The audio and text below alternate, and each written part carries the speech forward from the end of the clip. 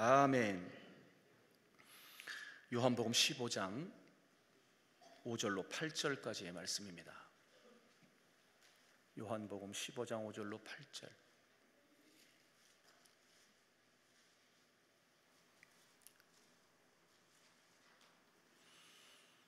다 함께 8절까지 5절부터 합독합니다. 나는 포도나무요 너희는 가지라. 그가 내 안에 내가 그 안에 거하면 사람이 열매를 많이 맺나니 나를 떠나서는 너희가 아무것도 할 수 없음이라. 사람이 내 안에 거하지 아니하면 가지처럼 밖에 버려져 마르나니 사람들이 그것을 모아다가 불에 던져 사르느니라. 너희가 내 안에 거하고 내 말이 너희 안에 거하면 무엇이든지 원하는 대로 구하라. 그리하면 이루리라. 너희가 열매를 많이 맺으면 내 아버지께서 영광을 받으실 것이요 너희는 내 제자가 되리라. 아멘. 관악구 봉천동에 위치한 해오름교회 최낙중 목사님이십니다.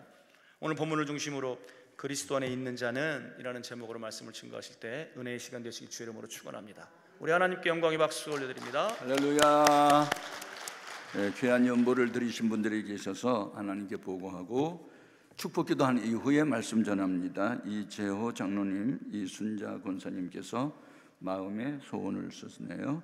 김웅래 장로님, 정경선 권사님께서도, 장연복 또 권사님께서, 최덕순 직명안 썼고, 최완식 또 장로님께서, 장로님들이 많이 오셨네요. 최호덕 집사님이, 신수철 또 장로님께서, 이오금 집사님께서,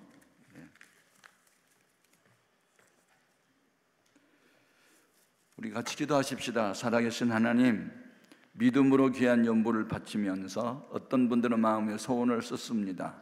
그 믿음대로 소원대로 되기를 원합니다. 주여, 말씀을 전하고 듣는 이 시간 우리 모두를 진리 가운데로 인도하시고 증거된 말씀이 잘 박힌 목과 같이 마음판에 박히기를 원하며, 바울이 복음을 전할 때 주께서 루디아의 마음의 문을 열으사 바울의 말을 청종하게 했던 것처럼 오늘도 그와 같은 역사가 일어나기를 원하며, 베드로가 고넬료 가정에 가서 말씀을 전할 때 말씀을 듣는 중에 성령의 강림한 것과 같은 역사도 일어나게 하여 주옵소서. 예수님 이름으로 축복하고 기도합니다. 아멘. 천지 만물을 하나님이 창조하셨습니다. 그리고 모든 생물이 살아갈 수 있는 영역을 하나님이 정해 주셨어요. 한 예를 들면 물고기는 물 속에서만 살라, 물 바깥으로 튀어나오면 죽는다. 그래서 물 속에 있는 물고기가 바깥으로 튀어나오면 죽어요. 모든 식물은 땅에다가 뿌리를 내리고 살라. 그래서 뿌리 뽑힌 식물은 또 죽습니다. 그러면 예수 믿는 우리들의 삶의 영역은 어디일까요? 우리 예수님께서 예수 믿고 구원받은 우리들의 삶의 영역을 제한시켰어요. 한정시켰어요. 그리스도 안에서 살라고. 아멘. 아멘. 그게 바로 포도나무와 가지의 비유입니다. 나는 포도나무고 너희는 가지다. 너희가 내 안에 거하고 또 나도 너희 안에 거하면 이 사람은 열매를 많이 맺나니 나를 떠나서는 너희가 아무것도 할 수가 없다. 이런 말씀을 하셨어요. 우리가 믿는 예수 그리스도는 누구일까요?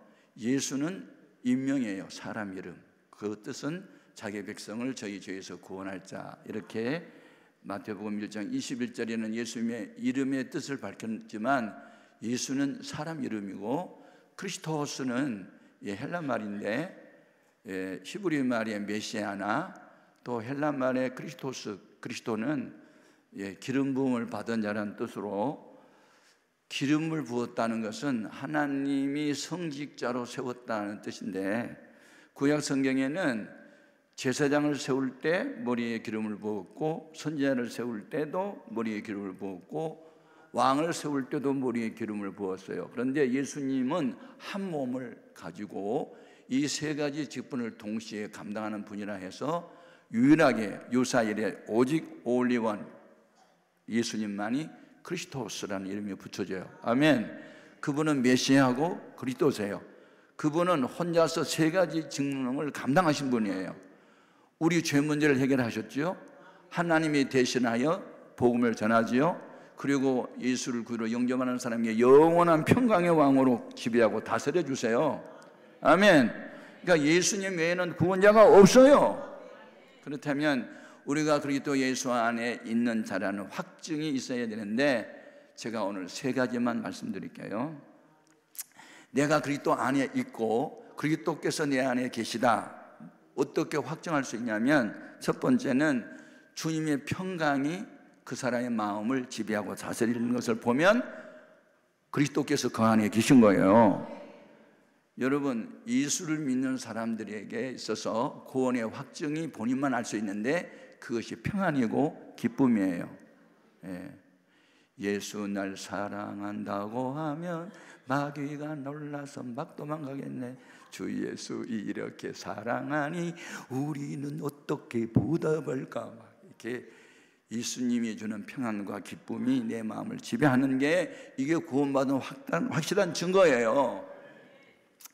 어느 날 영국 황제 로이스가 국사로 본래에 빠져가지고 말을 타고 이렇게 산책하려고 나왔는데, 어느 물레방앗간 앞을 지나는데 세상 사람 날 부러워 아니하여도 나도 역시 세상 사람 부럽지 않냐 하고 막 노인네가 춤을 추니까, 저분은 지금 물레방앗간 안에서 뭐가 저렇게 기뻐서 조야다냐 하고 이제 말을 세워놓고 가만히 지켜보고 있었어요.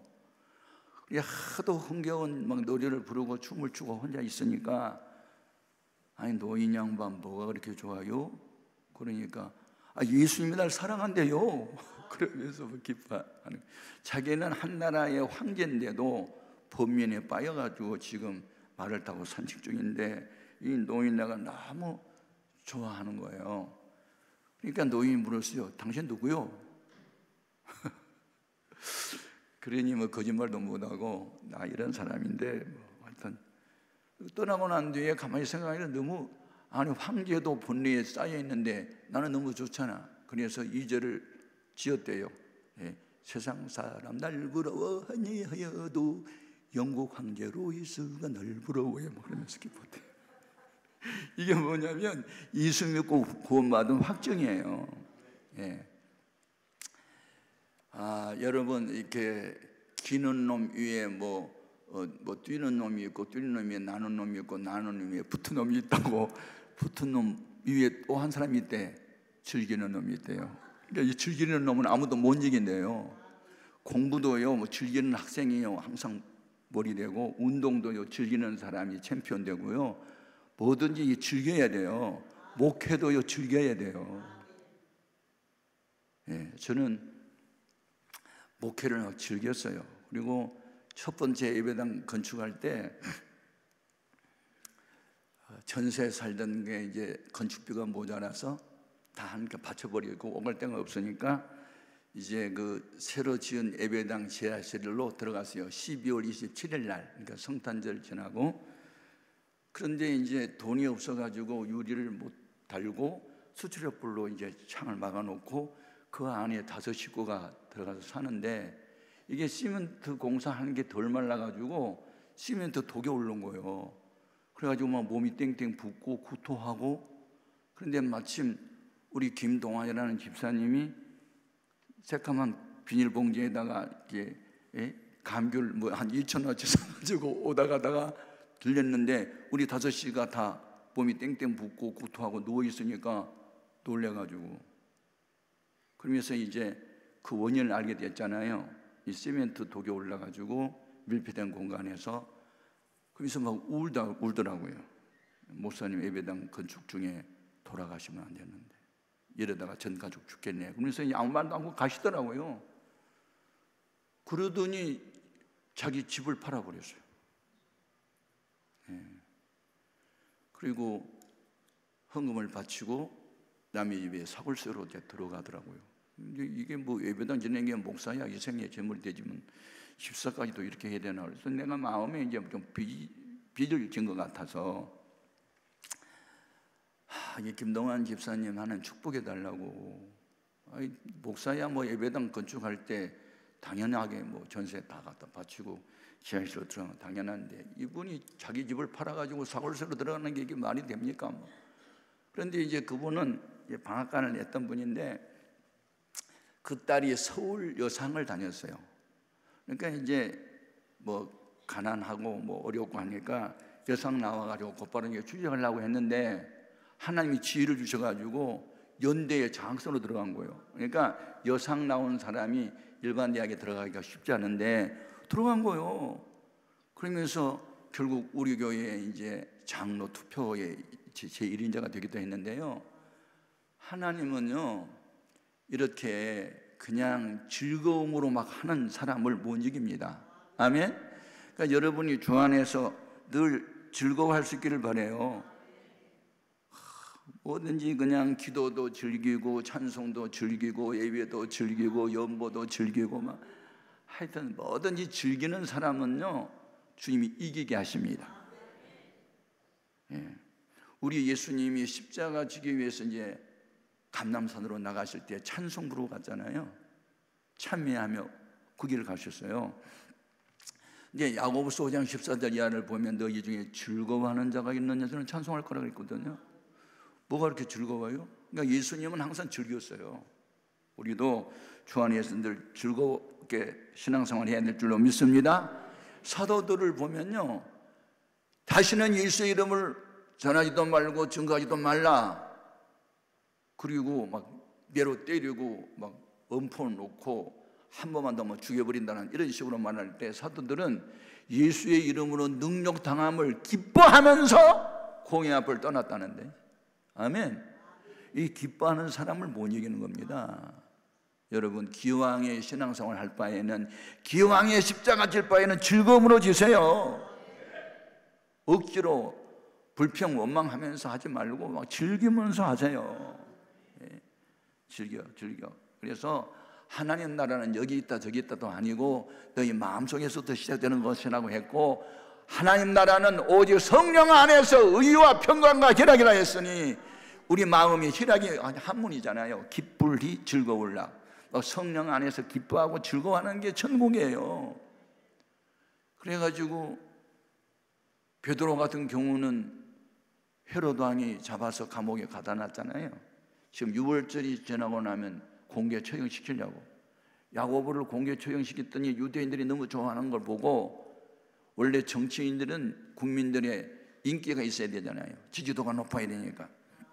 유대인들이 좋아하는 것을 보고 야 야고보를 목 잘라 죽였더니 유대인들이 좋아하네, 이번에 베드로도 죽이면 좋아하겠네. 그래서 죽이려고 했는데 전날 밤 온 교회는 깨어서 철야기도에 들어갔고, 그때 베드로가 뭐 했어요? 잠잤어요. 깊이 잠들었어요.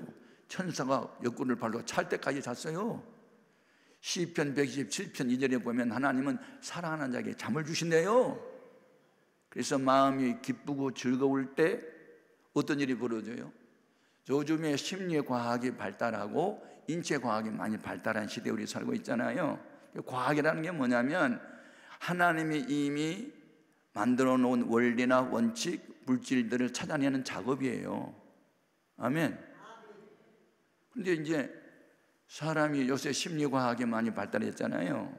그래서 사람이 어떤 일로 막 분노하거나 남을 막 증오하거나 미워할 때 이 뇌에서 어떤 호르몬이 나온다고요? 예. 아드레날린이라고 하는 것들이, 그 물질이 호르몬이 과다 분비해가지고 우리 몸에 막 여러 가지 불면증도 오게 하고 신경쇠약도 오게 하고 뭐 동맥경화증도 오게 하고 만성질환들이 다 이런 분노의 감정을 이기지 못해서 온다. 뭐 이게 요즘 과학이 발달하면서 우리 앞에 보여주는 거예요. 아멘. 그 다음에 어떤 일로 우리가 기뻐하고 즐거워한다 그러면 우리 뇌 속에서 어떤 또 호르몬이 분비된다고? 예, 다이돌핀이라는 이 호르몬이 또 분비돼가지고 이 피를 아주 깨끗하게 만들어가지고 삼쾌를 불러온대요. 삼쾌가 뭐냐면 한방에서 사람이 건강을 체크할 때 삼쾌를 체크하는데 첫 번째가 쾌식이에요. 그냥 밥맛이 꿀맛이야. 그냥 맛있게 먹는 거예요. 그냥 밥 먹는 사람 나한테 밥 한번 사봐봐요. 나도 얼마나 밥을 맛있게 먹는지 몰라. 하루 3끼 그냥 많이 먹지 않는데 맛있게 먹어요. 이게 건강하다는 증거고, 두 번째가 쾌침이에요. 쾌침. 그냥 딱 베개에 머리 되게만 하고 잠을 자는 거예요. 그냥. 예? 건강이 나쁜 사람은요 밤새도록 이리 뒤척 저리 뒤척거려. 그냥 밤이 왜 이렇게 길어? 근데 단잠을 자는 사람은 밤이 짧어. 금방 한숨 자고 나면 새벽이요. 얼마나 좋은지 몰라. 세 번째가 삼쾌 중에 세 번째가 쾌변이요. 화장실 가면 삐직 한 번에 끝내. 근데 장이 나쁜 사람은 30분 동안 나올 똥 말똥 설사가 나올 똥 말똥 배가 슬슬 아프고 그게 몸이 안 좋은 거거든. 그러니까 여러분 마음이 기쁘고 즐거우면 이런 은혜가 있어요.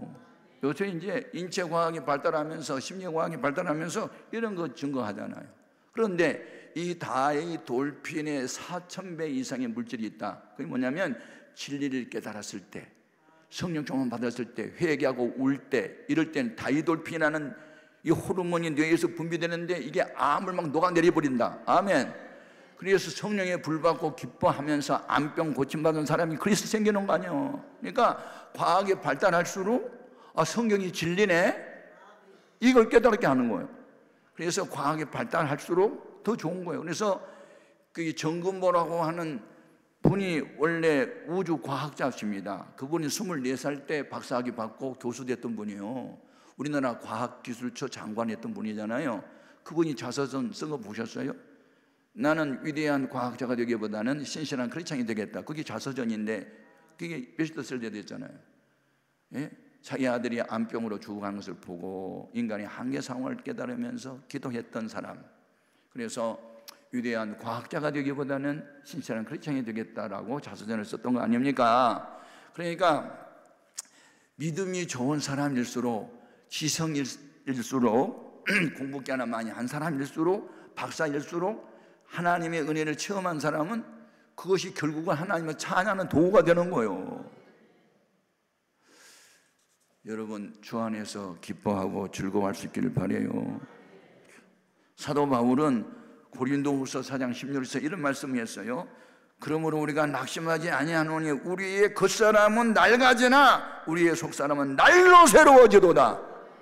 그 성령 충만 받았던 사도 바울은 나이가 자꾸 들고 60이 넘고 70이 가까우니까 이 겉사람은 낡아진다는 거 아니에요. 네? 근데 속사람은 날로 새로워진다는 거 아니에요. 네? 날로 새로워진 게 뭐냐면 마음에 평안이 계속 나타나는 거예요. 아멘. 그러면 이렇게 평안할 수 있도록 하기 위해서는 어떤 마음의 자세가 필요하냐면 마음을 항상 비우고 그냥 먹을 것 있고 입을 것 있으면 자족해야 돼요. 우리가 세상에 올 때 공수래 공수거 빈손으로 왔다가 빈손으로 가잖아요. 그러니까 그냥 먹을 것 있고 입을 것 있으면 그냥 자족해야지. 약간 왜 욕심을 부리고 더 많이 가지려고 하니까 평안이 없는 거예요. 그럼 많이 갖겠다는 욕심을 가진다고 많이 가져집니까? 아니에요. 하나님이 보시기에 이쁘면 좀 다 주셔요. 제가 예시들어서 5장 3장 3절을 읽다가 뭘 깨달았다고요? 예시다가 모르드게의 관계로 인하여 수산궁에 살고 있는 유대인들이 12월 13일 날 하루 만에 몰살당하고 재산 몰수당할 위기에 처하자 3일 동안 금식하잖아요. 죽으면 죽으리라 하고 금식을 마치고 왕호복을 입고 왕의 맞은편 뜰 앞에 서 있는데 아수에로 왕이 에스더를 바라보니 심히 사랑스러워 보인지라 가까이 가서 그물을 내어민지라 에스더가 그물 끝을 만진지라 그때 왕이 하는 말이 있어요. 그대의 소원이 무엇이뇨? 나라의 절반이라도 주겠노라. 제가 그거 읽다가 뭘 깨달았다고요? 한 나라의 왕의 눈에도 사랑스러워 보인 여인은 원한다면 나라의 절반이라도 주겠다고 했는데 만왕의 왕 되신 주님의 눈에 내가 사랑스럽게 보인다면 무엇을 안 주겠냐? 미우면 준 것도 뺐지만 사랑스러우면 구하지 않은 것도 준다. 아멘 아멘. 그래서 신앙생활의 목표가 뭐냐면 내가 원하는 한 가지 주님의 기쁨이 되는 것. 아멘. 내가 원하는 한 가지 주님의 사랑받는 거예요. 아멘. 세상 사람 날 부러워니 하여도 나도 역시 내까지 것들 부럽지 않니마 그러면서 혼자 기뻐하는 이 미친 거지. 이게 예수한테 미친 거예요. 그래서 뭐 예수보다 더 귀한 건 없네 하는 게 신앙 고백으로 나와야 될 줄로 믿습니다. 근데 이와 같은 역사는요, 자족하면서 누리는 거고, 또 하나는 마음의 눈이 밝아질 때 가능해요. 하나님의 눈으로 자기를 볼 때, 그리고 천국을 바라볼 때, 인생은 나가려는 것을 깨달았을 때. 아멘. 엘리사의 몸종인 게하시는 청년 시절에 도산성을 아람 군대들이 에워싸고 있어서 불안이 떨잖아요. 아이고 우리 이제 죽었네. 그랬을 때 엘리사가 여호와께 뭐라고 기도해요? 하나님, 이 종의 마음의 눈을 열사 우리 하나님이 우리와 함께함을 보여달라고 기도했더니 이 게하시의 눈을 하나님 열어주시니 불말과 불병거가 얼마나 많은지 아람 군대보다 더 많은 거예요. 그래서 막 유를 얻었잖아요. 아멘. 그러니까 여러분, 사람을 보고 세상을 보면 받은 것은 상처예요. 사람을 보며 세상을 보면 받은 것은 상처다. 나의 하나님 주님을 볼 때 나는 만족하겠네. 동남풍아 불어라, 서북풍아 불어라, 가시밭에 백합화 예수향이 날린다. 이런 믿음을 가져야 돼. 이게 바로 그리스도 안에 있다는 확실한 증거인 줄로 믿습니다. 이게 얼마나 중요한 건지 몰라. 항상 우리는 그냥 주 안에서 즐거워하고 영적인 일로 즐거워해야 될 줄로 믿습니다. 네. 이 크로스업이라고 하는 여인은 3살 때 의사의 실수로 두 눈이 멀었잖아요. 그런데도 그 부모님은 의사를 원망하지 않았어요. 하나님의 허락 없이 된 일이 어디 있겠느냐 하고, 하나님이 무슨 섭리가 있겠지, 그리고 그냥 하나님께 맡기고. 그런데 이제 두 눈이 멀은 시각장애인이 됐는데, 그러다 보니까 이게 사물을 보는 육신의 눈은 닫혔지만 마음의 눈을 하나님이 열으셨고, 그래서 기도만 하면 천사들을 막 보고, 천사들이 오르락내리락 하는 거 보고, 그러니까 마음에 막 천국이 이루어지고. 그래서 이 크로스비 여사가 쓴 찬송가를 우리가 지금 한 30여 곡 좀 부르고 있는데, 천사들 왕래하는 것과 귀한 이상 보이리로다. 이것이 나의 간정이요. 그럼 본인이 체험한 거잖아요. 그런 거 우리 지금 부르고 있잖아요. 이게 두 눈을 뜬, 육신의 눈을 뜬 사람이 쓴 찬송가 가사가 아니고, 두 눈이 멀고 마음의 눈이 열린 크로스비 여사가 쓴 찬송가라고요. 아멘. 그러니까 주 안에서 내가 그리스도 안에 거한다는 증거는 뭐냐면 그 기쁨이고 평안이에요. 여러분, 마음이 기쁘고 즐겁고 평안이 있기를 바라고, 그러면 마음이 기쁘고 즐거운 뭐가 나오냐면 찬송이 나오게 됐어요. 예. 항상 입술의 열매인 찬미의 제사를 하나님께 드리자. 이는 그 이름을 증언하는 입술의 열매래요. 히브리서 13장 15절에. 그러니까 찬송이라는 게 뭐냐면 하나님은 살아계시다, 예수님 날 사랑하고 내 죄를 담당하셨다, 예수님밖에는 없다, 그걸 입술로 증언하는 게 찬송이에요. 이 백성은 내가 나를 위하여 지었나니 나의 찬송을 부리게 하매라 그랬으니 우리는 늘 찬송 부르면서 살아야 될 줄로 믿습니다. 하박국 선지자가 하나님을 어떻게 노래해요? 하나님, 내 무화과 나무에 열매가 없고요, 포도나무에도 열매가 없고, 감람나무에 소출이 없고, 외양간에 소도 양도 없어도요, 나는 여호와로 인하여 즐거워해요 하고 하는 찬양하잖아요. 욕심을 버리세요. 예, 성령의 소욕인 성령 충만함을 받을 수 있기를 주의 이름으로 축복합니다. 그래서 하나님은 보이지 않지만 하나님이 함께한 사람은 볼 수 있는데 얼굴에 빛이 나요. 예. 저는 저희 아내와 결혼하는 이유가 뭐냐면 자꾸 웃더라고요. 자꾸 웃어. 그냥 따라합시다. 웃지 않은 사람은 사람도 아니다. 어떤 사람이 아니면 은혜 받은 사람이 아니야. 은혜를 받으면 막 항상 웃어요. 기뻐요. 항상 말을 해도 긍정적인 말을 하고, 그래서 뭐 개척하고 젖먹치고 막 그래도 그냥 먹을 끼니가 없어도 막 즐겁게 살고, 그게 너무 멋있어.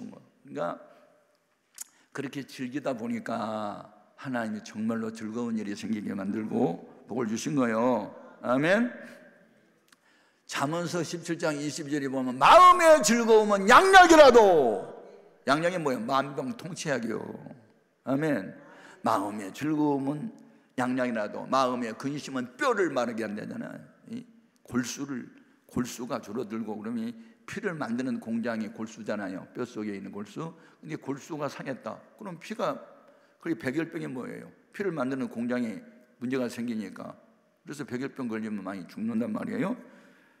그래서 내가 그리스도 안에 있다, 열매를 맺는다, 그게 뭐냐면 기쁨이고 평안이고 주님과 함께한 증거인 줄 믿습니다. 두 번째, 내가 그리스도 안에 있다는 증거는 뭐냐? 오늘 7절 말씀에 너희가 내 안에 거하고 내 말이 너희 안에 거하면 무엇인지 원하는 대로 구하라, 그리하면 이루리라. 다시 말하면 응답받는 기도 생활을 하는 거예요.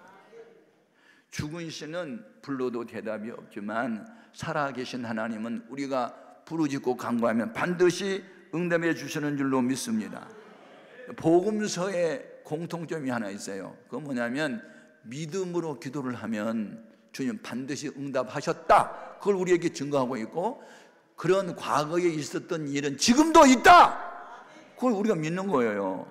그러니까 성령을 받은 사람과 받지 않은 사람의 다른 점이 뭐냐면, 성령을 받게 되면요, 아니 예를 들어서 그 마태복음 8장 5절에서부터 13절에 보면 가버나움의 한 백부장이 자기 집에 있는 하인 하나가 중풍병으로 집에 누워 몹시 괴로워하고 있을 때 주님 앞에 나와서 이 사실을 고하잖아요. 그때 우리 예수님이 응답을 어떻게 하시냐면 내가 가서 고쳐주리라. 그때 백부장이 뭐라고 말해요?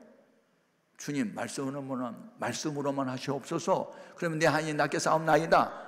나도 남의 수와 있는 사람이요 내 안에도 부하가 있습니다. 가라 하면 가고 오라 하면 오겠습니다. 말씀만 하십시오. 아멘.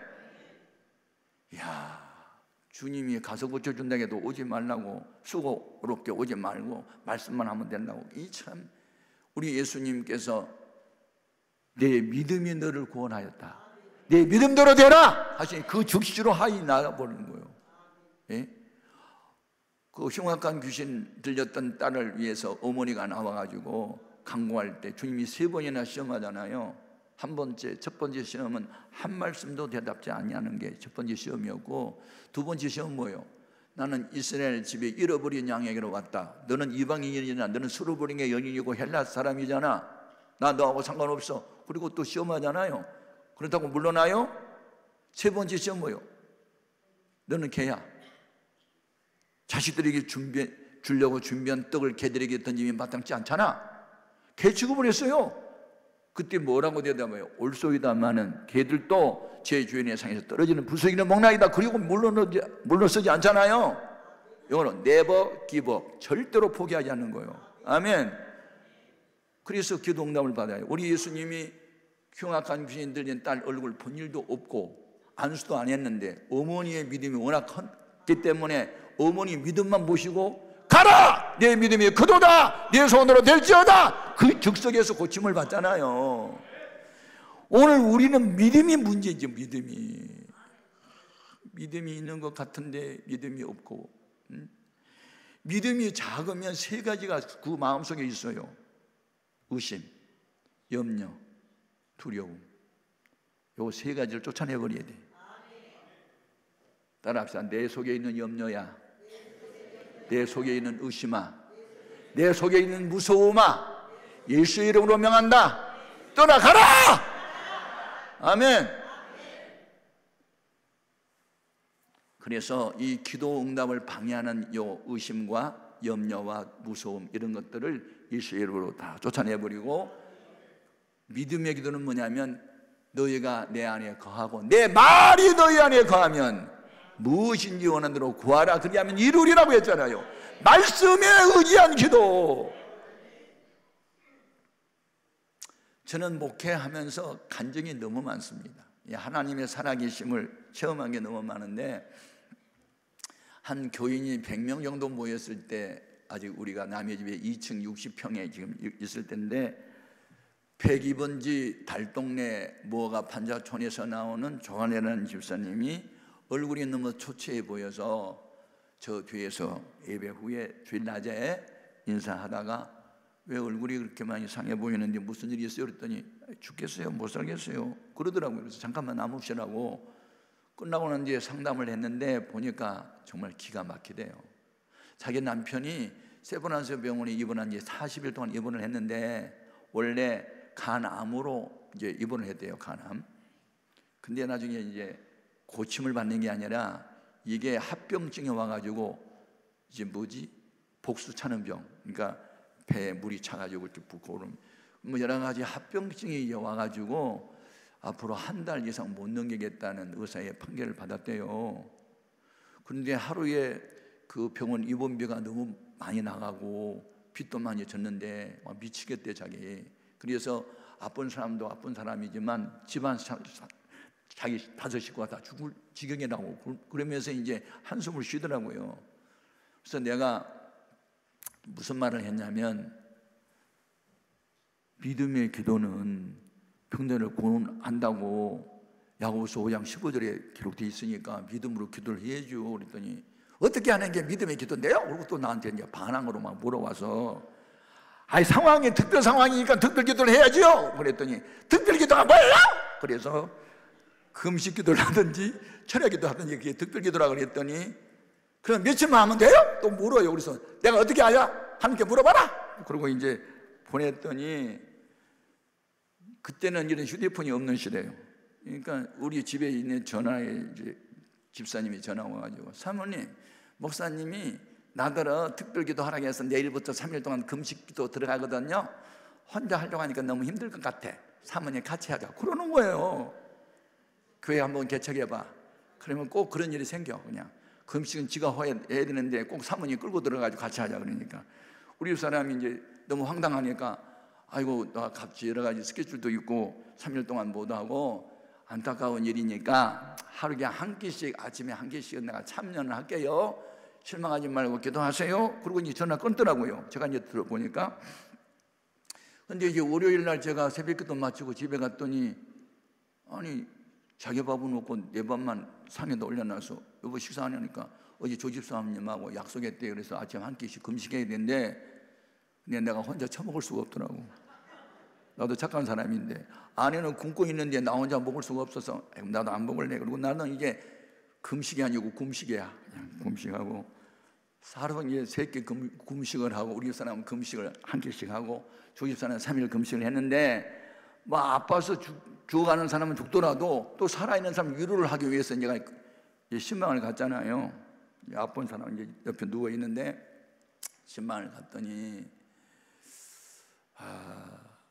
천부여 의지없어서 숨들고 옵니다, 이 찬송을 부르는데 그냥 내 눈에서 눈물이 막 쏟아지는 거예요.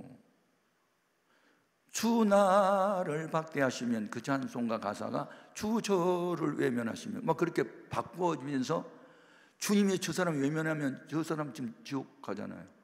예수 안 믿고 술 담배 많이 했고 간염 간암 걸렸고 보수가게 쳤고 한 달 이상 못 산다고 그러고, 근데 막 그 영혼이 너무 불쌍해가지고 눈물이 막 쏟아지는데 환자도 같이 우는 거예요. 또 혀가 굳어갖고 말도 못하는데 우는 걸 보니까 내 마음에 감동이 왔어요. 긍휼. 여러분, 이 긍휼이라는 말은 이제 주님의 마음을 주셨는데 막 불쌍한 마음이 드는 거예요. 이 사람이 이렇게 죽으면 지옥밖에 더 가겠냐 하는 생각 때문에. 근데 나 예수 지함으로 큰 권능 받아서 주 앞에 구한 모든 것 늘 얻겠습니다. 이 찬송이요, 믿어지는 믿음으로 불러지는 거예요. 오늘 이 시간에 우리가 합심하여 기도하면 주님이 응답해 줄 것을 믿어지는 거예요. 믿는 믿음이 어떻게 오느냐? 말씀이 생각나는 거예요. 요한복음 11장에 주님이 사랑했던 나사로가 병들어 죽었어요. 그래서 장사들이 나흘이 돼서 송장 썩는 냄새가 나요. 그런데 주님이 돌을 옮겨 놓으라 하시고 하늘로 감싸기도 하시더니 나사로야 나오라고 할 때 죽었던 나사로 살아나잖아요. 그리고 히브리서 13장 8절 말씀, 그리스도는 어제나 오늘나 영원토록 동일하시다, 이 말씀 또 생각나는 거예요. 아멘. 여러분, 어떤 상황이 벌어졌을 때 말씀을 생각나게 하신 분이 누구? 성령님이. 그 말씀 어디 있어요? 요한복음 14장 26절에 전에 들었던 말씀들이 생각나게 하시리라. 그러니까 믿어지는 믿음, 빌립보서 4장 6절에 아무것도 염려하지 말고 너희 구하기서 믿음으로 하나님께 감사함으로 구하라. 그리하면 지각에 뛰어나신 하나님의 평강이 그리스도 예수 안에서 너희 마음과 생각을 지키시리라. 이 말씀들이 막 떠오르는 거예요. 그래가지고 내가 우니까 우리 아내도 울고 신방대원도 울고 조집사도 울고 환자도 울고 그 아들 딸 다 우는 거야. 눈물 범벅이 됐어요. 장소만 부르다 말고. 근데 내 목사의 마음속에 믿어지는 믿음이 생기니까 너도 울고 나도 울고 막 지금 다 눈물 바다가 됐잖아요. 그래서 막 통성기도를 시켜놓고 방 안으로 기도를 하다가 남산처럼 부풀어 오른 배에다가 손을 내가 얹고 죽은 나사로를 살리신 주님, 오늘 죽은 자와 방문한 이 사람 살려주세요. 천도의 문이 열려지게 해주세요.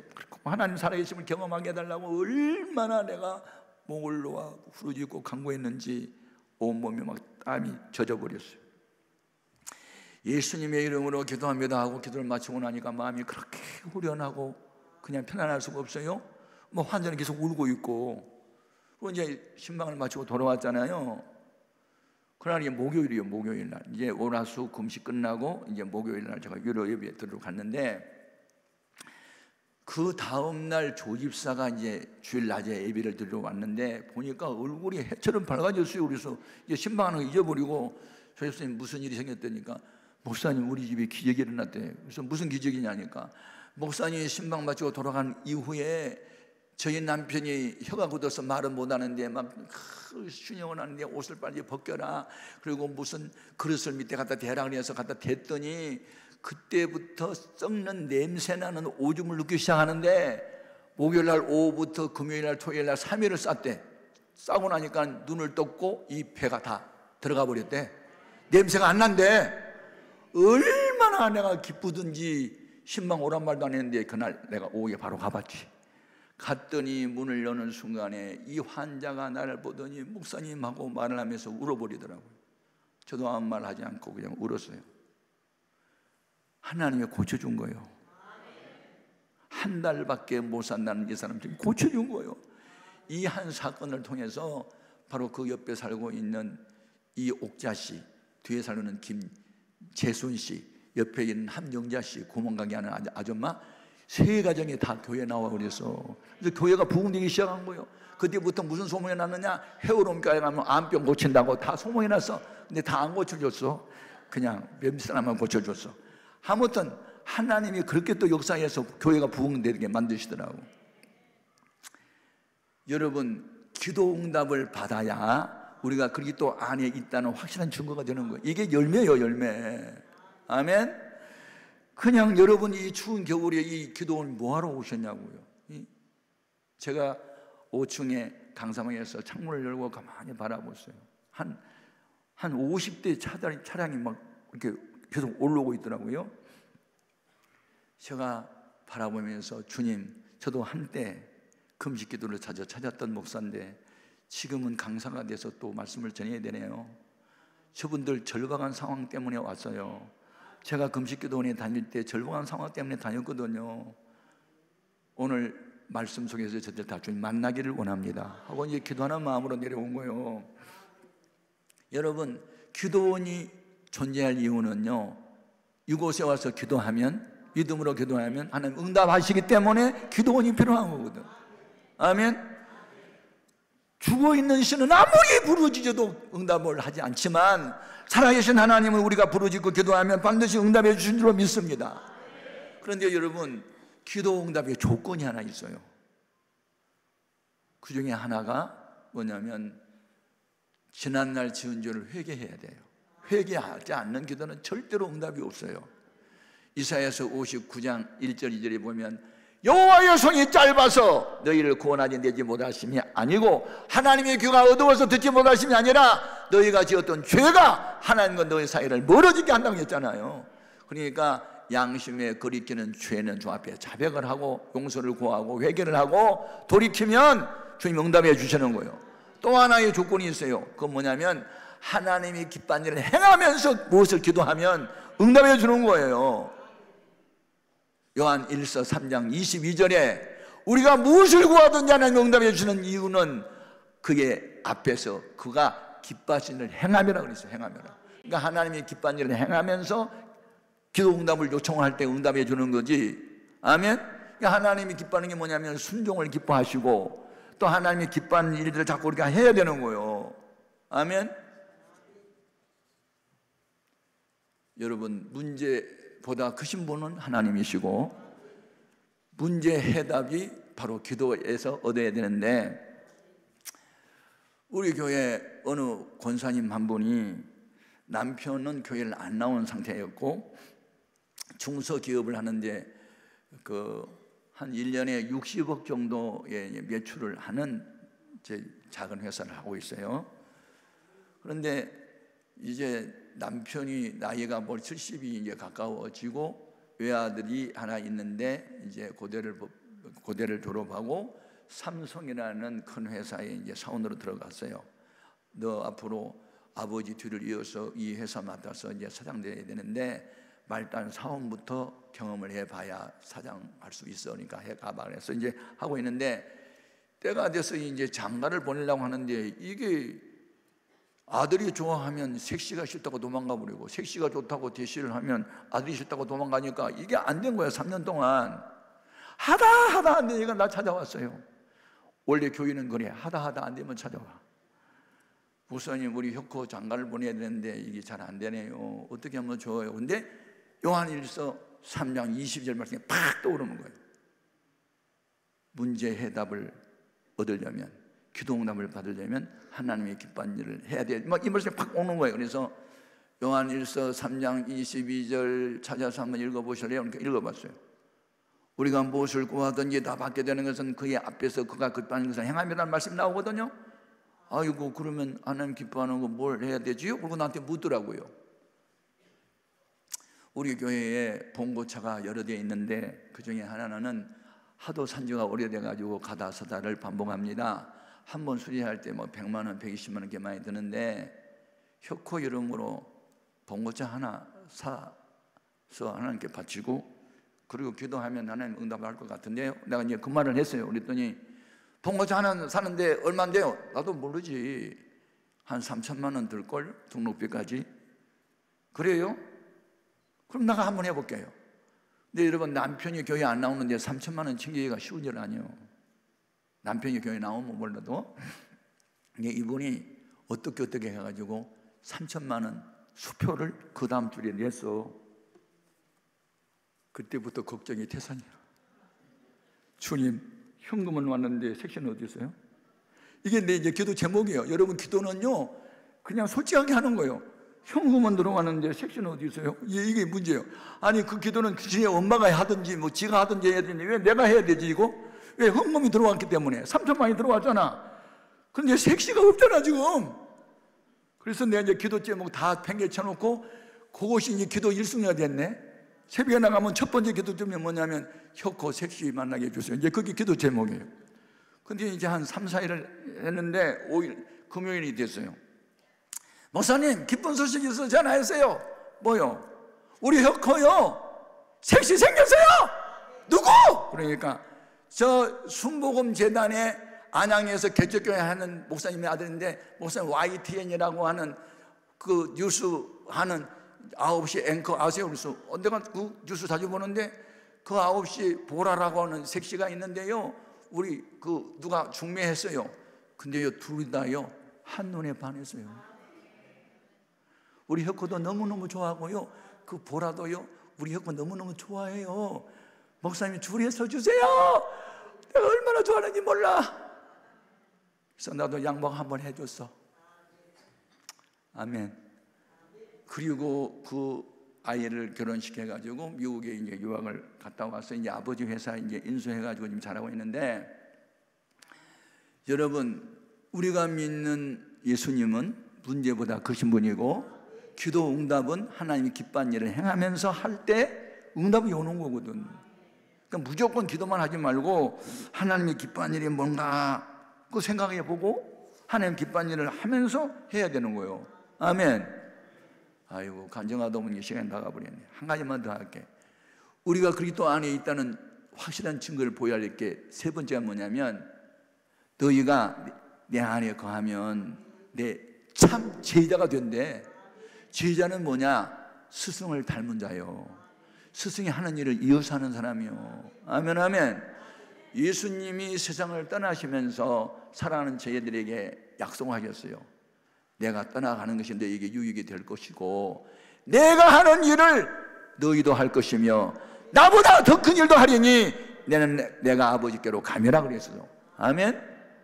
그러니까 예수님이 우리를 불러주신 것은 다만 예수를 믿고 구원만 받으려고 불러준 게 아니고, 다시는 네 자신을 위해서 살지 말고 너를 위해서 죽으신 예수를 위하여 살라고 불렀으니, 예수를 위해서 사는 삶을 가리켜 제자의 삶이라고 말하는 거고. 아멘. 그러니까 우리는 예수님의 제자가 되어야 되는데, 주님이 하셨던 일을 우리도 해야 될 거 아니에요. 그럼 예수님이 하신 일은 세 가지예요. 마태복음 4장 23절에 보면 예수님은 첫 번째 하신 일이 천국의 비밀을 가르쳤어요. 그러니까 티칭을 하신 거, 가르쳐 주는 거예요.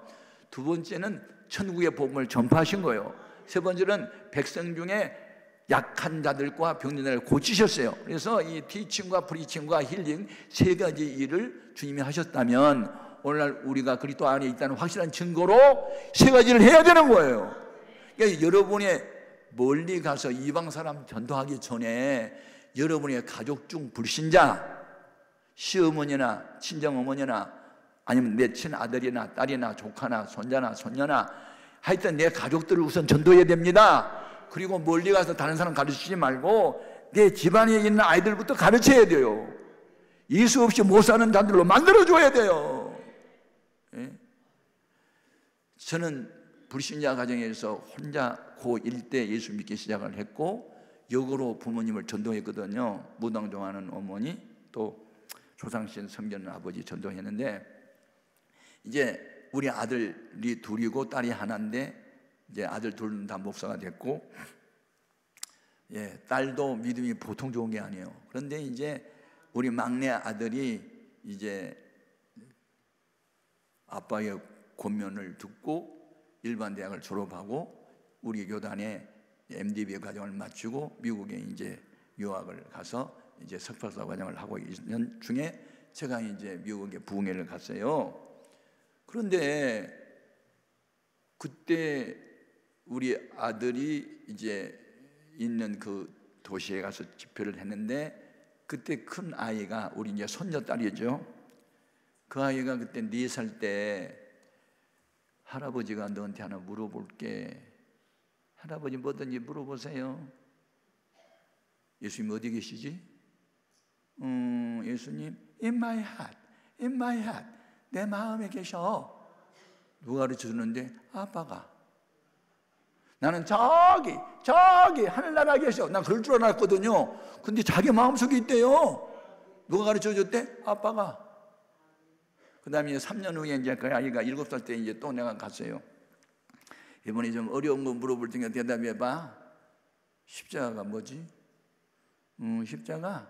내 동생이 얘네가 잘못했어. 근데 아빠가 나만 야단친다? 그게 십자가야. 그러고 대답해. 누가 가르쳤는데? 아빠가. 이야, 참 이게 가정 예배가 얼마나 중요한지 아세요? 자녀들한테. 십자가가 뭐냐면 자기는 잘못이 없대. 근데 남의 잘못 때문에 자기가 야단 맞는데 그게 십자가래. 그건 신학생들이나 대답하는 거거든. 목회자나 대답하는 대답이에요 그게. 근데 7살 난 아이가 대답을 해. 그가 이번에 의대로 들어갔어요. 그래서 네가 왜 의사 되려고 하는데? 내가 물어봤더니, 할아버지 환자가 의사 전도하기 어렵거든요. 근데 의사가 환자 전도하기는 쉬워요. 난 전도하고 싶어서 의사 되려고 그러는 거예요. 누구한테 배웠어요? 할아버지한테. 아멘. 여러분, 이렇게 가정 예배가, 가정에서 교육이 중요합니다. 예? 여러분, 저는 이제 성지순례를 4번 다녀왔는데요, 제가 연세대학교 연합신학대학원에서 재학 중일 때 제가 성지순례를 이제 그때 2번째인가 갔을 때거든요. 왜냐하면 성지순례 목적은 공부하기 위해서.